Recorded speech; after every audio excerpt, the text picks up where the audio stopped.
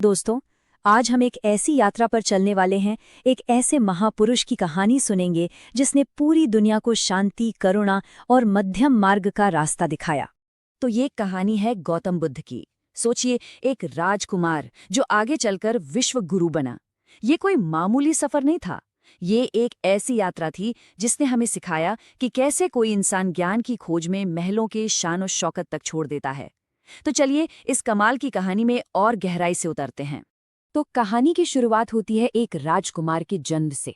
एक ऐसा राजकुमार जिसके पैदा होते ही उसका भविष्य तय कर दिया गया था, एक बहुत बड़ी भविष्यवाणी से। बात है 563 ईसा पूर्व की। लुम्बिनी में राजकुमार सिद्धार्थ का जन्म हुआ। उनका जीवन आप सोच सकते हैं हर तरह की शानो शौकत से भरा था। पिता थे कपिलवस्तु के राजा शुद्धोधन और माँ थी रानी महामाया। लेकिन जन्म के कुछ ही समय बाद उनकी माँ का निधन हो गया, तो उनकी मौसी महाप्रजापति गौतमी ने ही उन्हें पाला पोसा। और फिर जब वो बड़े हुए तो उनका विवाह यशोधरा से हुआ और उनका एक बेटा भी हुआ जिसका नाम था राहुल।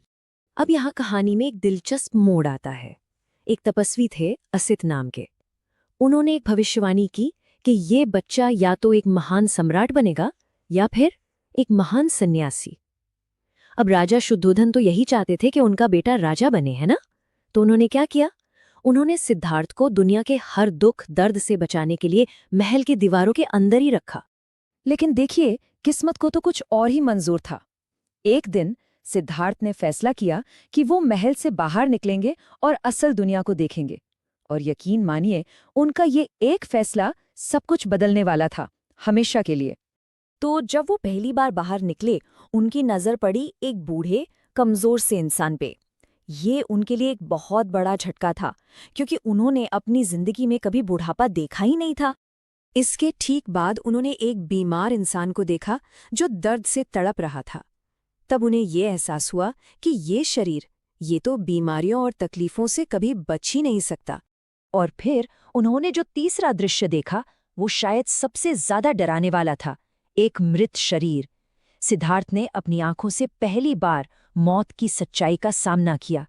ये जाना कि जीवन तो बस कुछ पल का है। लेकिन इन सारे दुखों के बीच उन्हें एक उम्मीद की किरण भी दिखी। चौथी बार जब उनकी नजर पड़ी तो सामने एक शांत सन्यासी थे। उस सन्यासी के चेहरे पर जो शांति थी ना, उसने सिद्धार्थ के मन में एक सवाल पैदा कर दिया कि शायद दुख से बाहर निकलने का कोई रास्ता है। तो इन चारों दृश्यों को देखने के बाद सिद्धार्थ के मन में एक बहुत बड़ा सवाल उठ खड़ा हुआ। सवाल ये था कि अगर जिंदगी में बुढ़ापा है, बीमारी है, मौत है, मतलब अगर जिंदगी दुखों से ही भरी है, तो फिर सच्ची शांति मिलेगी कैसे, कहाँ मिलेगी? और बस इसी एक सवाल का जवाब ढूंढने के लिए सिद्धार्थ ने एक ऐसे सफर की शुरुआत की जिसके बारे में कोई सोच भी नहीं सकता था। ये सफर था सच की तलाश का। सोचिए, सिर्फ 29 साल की उम्र में एक रात उन्होंने सब कुछ पीछे छोड़ दिया। अपना महल, अपनी पत्नी यशोधरा और अपने सोते हुए बेटे राहुल को भी। उन्होंने अपनी पूरी दुनिया ही त्याग दी। इतिहास में इस महान त्याग को महाभिनिष्क्रमण के नाम से जाना जाता है और यहीं से उनकी असल आध्यात्मिक यात्रा की शुरुआत हुई। इसके बाद पूरे 6 साल तक सिद्धार्थ ने बहुत ही कठोर तपस्या की। उन्हें लगता था कि शरीर को जितना ज्यादा कष्ट देंगे, शायद उतना ही जल्दी सच का पता चलेगा। लेकिन उस कठोर तपस्या से भी उन्हें वो जवाब नहीं मिला जिसकी उन्हें तलाश थी।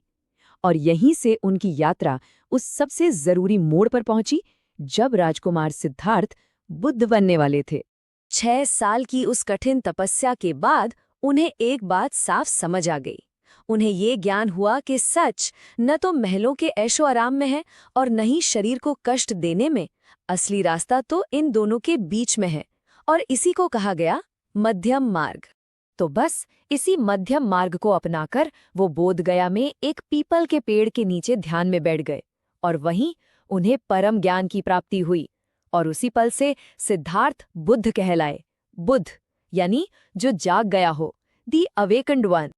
अब ज्ञान तो मिल गया था, तो इसके बाद बुद्ध ने अपनी पूरी जिंदगी दूसरों को वही शांति का रास्ता सिखाने में लगा दी। उन्होंने अपना सबसे पहला उपदेश सारनाथ में दिया। इस घटना को धर्मचक्र प्रवर्तन कहा जाता है।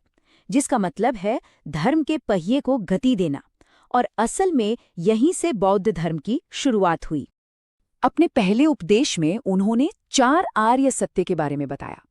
पहला, जीवन में दुख है। दूसरा, उस दुख का कारण है हमारी इच्छाएं, हमारी तृष्णा। तीसरा, इस दुख का अंत हो सकता है, ये संभव है। और चौथा, दुख को खत्म करने का एक रास्ता है और वो है अष्टांगिक मार्ग।